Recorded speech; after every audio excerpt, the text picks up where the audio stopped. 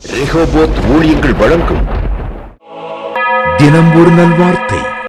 ஆராய்ந்து முடியாத பெரிய காரியங்களையும் எண்ணி முடியாத அதிசயங்களையும் செய்கின்ற சர்வ வல்லமையுள்ள தேவனுக்கே துதியும் கனமும் வல்லமையும் மாட்சிமையும் புகழும் என்றென்றைக்கும் உண்டாயிருப்பதாக.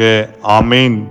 இந்த செப்டம்பர் மாதத்தின் முதல் நாளிலும் கூட ஆண்டவர் உங்களோடு கூட பேசுகின்ற இந்த மாதத்திற்கான வாக்குத்தத்தமான வேத வசனம் எரேமியா 31:14. என் ஜனங்கள் நான் அளிக்கும் நன்மையினால் திருப்தி ஆவார்கள் என்று கர்த்தர் சொல்கிறார். ஆண்டவருடைய பிள்ளைகளாகிய நமக்கு கடந்த நாட்களில் ஏதோ ஒரு காரியத்தை குறித்து அது நடைபெறாமல் போனதை குறித்து கவலைப்பட்டு சோர்ந்து போய் இருக்கலாம். இந்த மாதத்திலும் தேவன் நாம் எண்ணுவதற்கும் நினைப்பதற்கும் மேலாய் அவருடைய மெய்யான நன்மையை தந்து நம்மையும் நம் குடும்பத்தையும் ஆசீர்வதிப்பாராக. ஆமேன்.